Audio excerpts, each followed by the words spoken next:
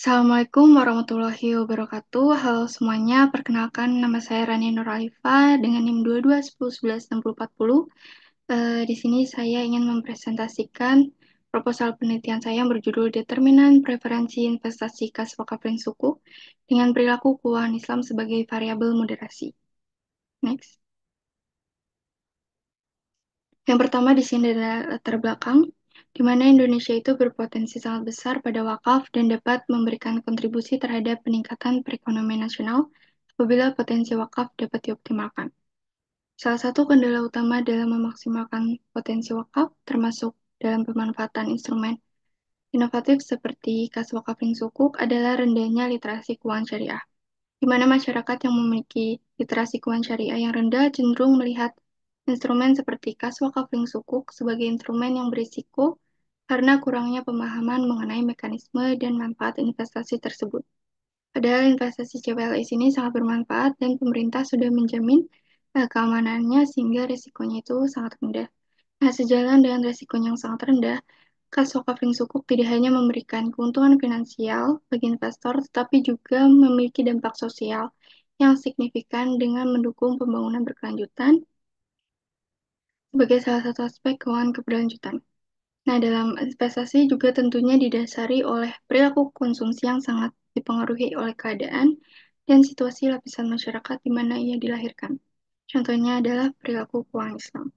Oke, di sini ada dua data, yaitu penerbitan sukuk negara berdasarkan seri tahun 2022, di mana data ini menunjukkan pada tahun 2022 penerbitan dari kas wakafling sukuk itu masih sangat rendah. Nah, selanjutnya itu ada data jumlah wakif berdasarkan usia.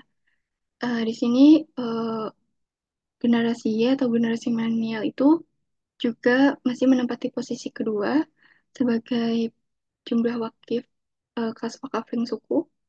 Ini jauh lebih rendah dibandingkan generasi X, sehingga perlu ditemukan faktor-faktor yang menyebabkan rendahnya partisipasi generasi milenial dalam investasi kas wakafling suku ini. Next. Di sini ada novelty penelitian.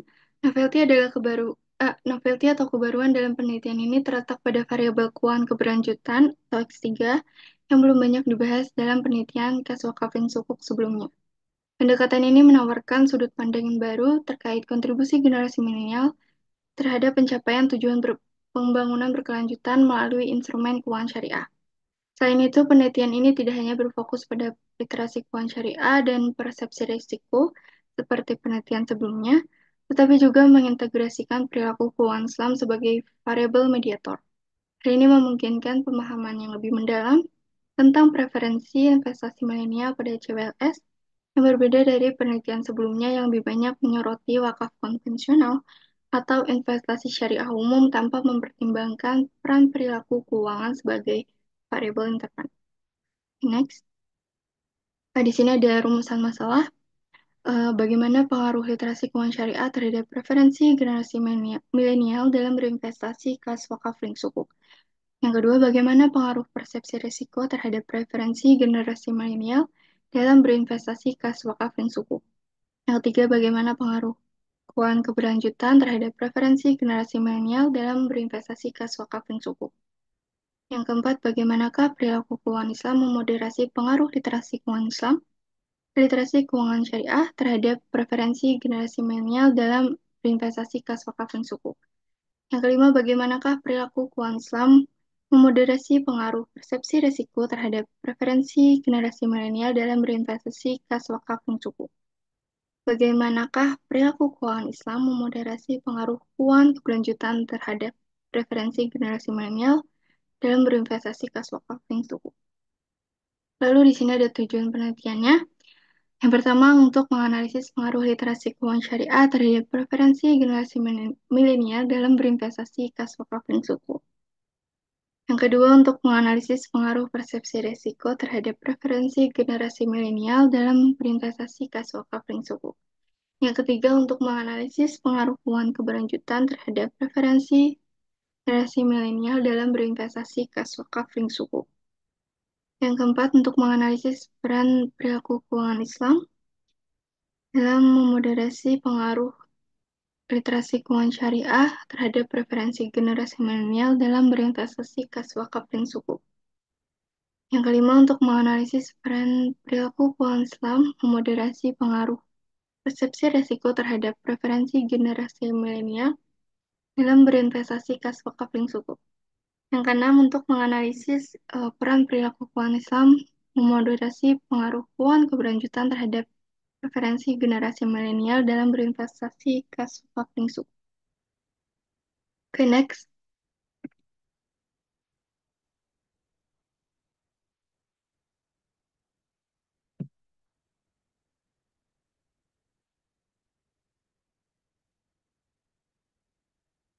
Oke, di sini ada manfaat penelitian.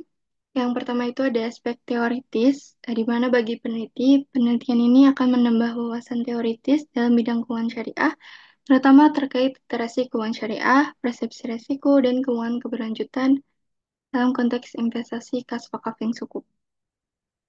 Yang kedua, bagi akademisi, penelitian ini diharapkan dapat memberikan kontribusi bagi pengembangan literatur dalam bidang keuangan syariah, khususnya terkait kas wakaf yang sukuk dan perilaku investasi generasi milenial. Nah, yang selanjutnya ada aspek praktis, yaitu bagi regulator. Penelitian ini dapat memberikan masukan bagi regulator seperti OJK dan DSN dalam merancang kebijakan untuk mendukung pengembangan produk keuangan syariah yang lebih menarik bagi generasi milenial. Yaitu bagi lembaga keuangan syariah dapat menggunakan temuan penelitian ini untuk meningkatkan strategi pemasaran dan edukasi terhadap generasi milenial, terutama terkait produk CWLS. Yang tiga, bagi masyarakat terutama generasi milenial, hasil penelitian ini dapat memberikan wawasan mengenai pentingnya literasi keuangan syariah dan pemahaman terhadap investasi berkelanjutan. Nah, selanjutnya di sini ada landasan teori. Yang pertama, teori preferensi investasi yang menurut Portes, preferensi merupakan salah satu komponen penting dalam proses pengambilan keputusan individu, yang ketika dikaitkan dengan preferensi investasi, preferensi ini terbentuk dari persepsi seseorang terhadap produk investasi tertentu yang dihasilkan dari pemahaman dan ingatan yang telah lama tertanam. Itu dari Asile 1992. Nah, yang kedua itu ada teori kaswakafling sukuk. Kaswakafling sukuk sebagaimana dijelaskan dalam Peraturan Menteri Agama Nomor 1 Tahun 2022 adalah bentuk investasi dari wakaf uang yang diinvestasikan dalam sukuk negara yang diterbitkan oleh pemerintah. Yang ketiga ada teori literasi keuangan syariah. Menurut Hambali, literasi keuangan syariah mencakup pengetahuan tentang produk dan layanan keuangan syariah, serta kemampuan membedakan antara sistem perbankan konvensional dan syariah. Oke, next. Yang keempat itu ada teori persepsi risiko. Persepsi risiko adalah salah satu faktor perilaku yang signifikan dalam mempengaruhi pengambilan keputusan investasi, khususnya dalam menghadapi ketidakpastian pasar. Persepsi risiko mempengaruhi cara investor menyusun portofolio mereka, memilih aset, serta menentukan tingkat keuntungan yang diharapkan. Yang kelima ada teori keuangan keberlanjutan, yaitu adalah perilaku yang melibatkan banyak aspek, termasuk investasi yang bertanggung jawab, serta pengelolaan keuangan yang bijaksana. Yang keenam ada teori perilaku keuangan Islam. Perilaku ini mengarah pada manajemen keuangan yang lebih bertanggung jawab dan sesuai dengan prinsip-prinsip syariah, yang pada akhirnya meningkatkan kesejahteraan individu dan masyarakat. Next. Oke, di sini ada hasil penelitian sebelumnya. Yang pertama itu ada penelitian dari Ramadhani dan Nur tahun 2022 yang berjudul Preferensi Generasi Milenial dalam Berinvestasi di Pasar Modal Syariah. Variabel yang berpengaruh ini ada variabel pendapatan saja. Lalu yang kedua ada penelitian Afandi, Rahab, dan juga Lubis tahun 2022 yang berjudul Analisis Faktor-Faktor yang mempengaruhi minat wakif dalam berwakaf pada kas wakaf yang sukuk dengan altruisme sebagai variabel moderasi. Variabel yang berpengaruh itu ada pengetahuan, media informasi, dan juga religiusitas. Yang ketiga, penelitian dari Jaharuddin et al. 2023 yang berjudul Preference of Millennial with Cashwalk of Jakarta. Di sini tidak ada variabel yang berpengaruh. Lalu yang keempat, ada penelitian dari pribadi tahun 2020 yang berjudul Preferensi Generasi Milenial untuk Berinvestasi Suku. Di sini variabel yang berpengaruh ada gagal bayar, tingkat imbal hasil, resiko likuiditas, aktivitas keuangan sesuai syariah, dan penghindaran riba. Lalu yang kelima ada penelitian dari Melia Ningrum, Amini, dan Aslam tahun 2020 yang berjudul Wakif Preference in Selecting Kas Wakaf, a Case of Badan Wakaf Indonesia at Yogyakarta City. Semua variabel di sini berpengaruh, yaitu religiusitas, kepercayaan, kualitas layanan, dan faktor promosi.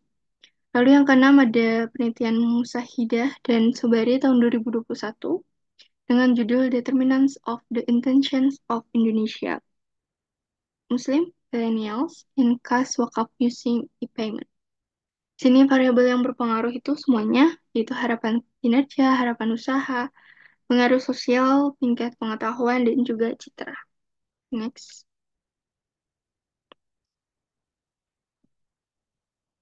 Di sini ada model penelitian, di mana literasi keuangan syariah X1, persepsi risiko, X2, dan keuangan keberlanjutan X3 itu mempengaruhi preferensi generasi milenial dalam berinvestasi kas wakaf link sukuk sebagai variabel Y.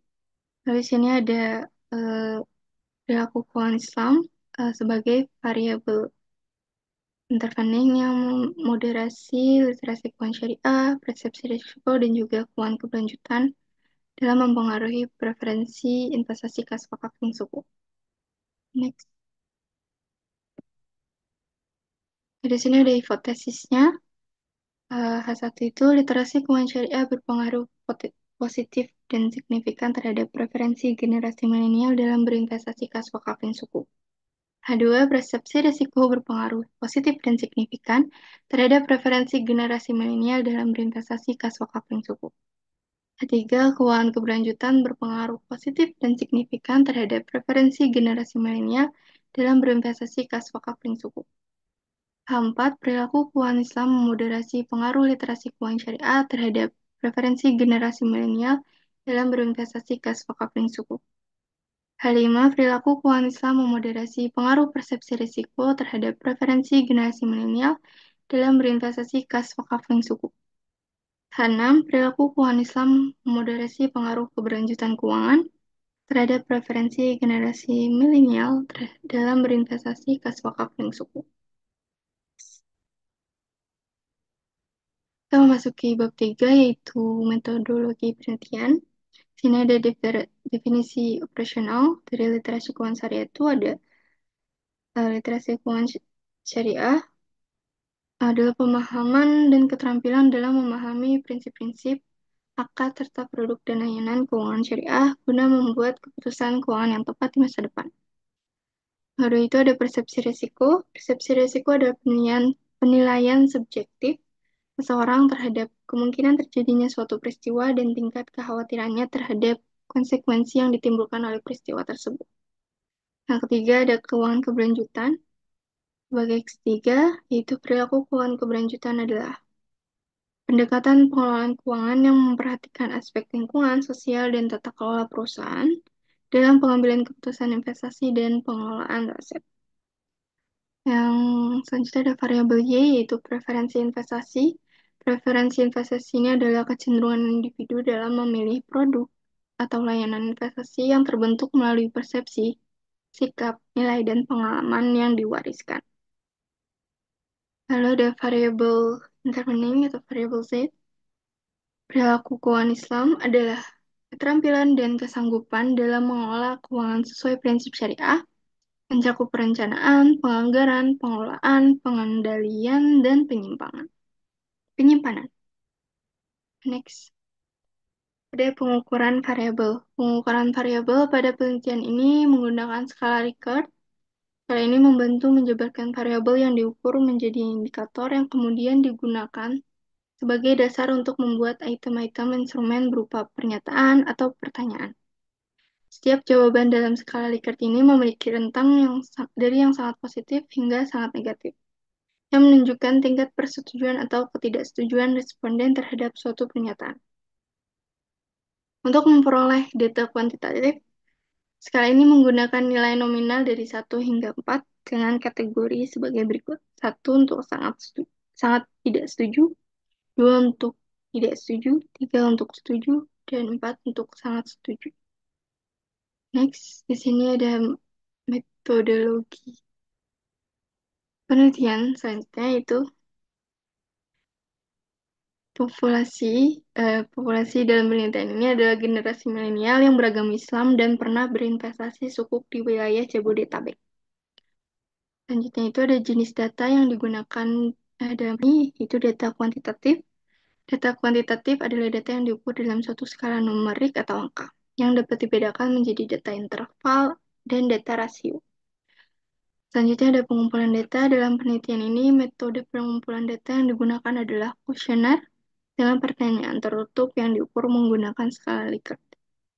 Lalu ada sampel. Penelitian ini menggunakan teknik purposive sampling, di mana sampel dipilih berdasarkan kriteria tertentu. Adapun kriteria untuk sampel yang akan digunakan peneliti yaitu responden berdomisili di wilayah Jabodetabek, responden beragama Islam, responden dengan rentang usia 26 hingga 21 tahun, dan responden memiliki pengalaman dalam berinvestasi suku. Selanjutnya ada sumber data. Sumber penelitian dalam penelitian ini diperoleh dari kuesioner yang disebar. Kuesioner ini disebarkan kepada generasi muslim milenial yang pernah berinvestasi sukuk di wilayah Jabodetabek. Next. Di sini ada teknik analisis data. Teknik yang digunakan dalam menganalisis data pada penelitian ini adalah program pengolahan data atau software data yaitu SPSS versi 27. Penelitian ini menggunakan uji validitas, uji reliabilitas, uji asumsi klasik, seperti uji normalitas, uji heteroskedasitas, uji multikolinearitas, dan uji hipotesis. Oke, mungkin sekian presentasi dari saya. Kurang lebihnya mohon maaf. Terima kasih atas perhatiannya. Wassalamualaikum warahmatullahi wabarakatuh.